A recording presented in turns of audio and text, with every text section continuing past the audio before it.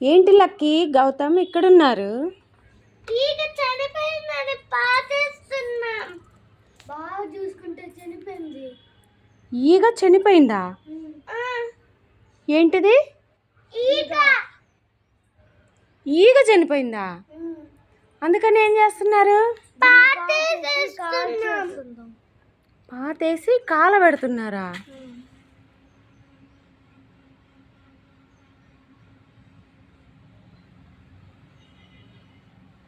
ఏదో ఒకసారి ఈగని చూద్దాం అనుకున్నానే.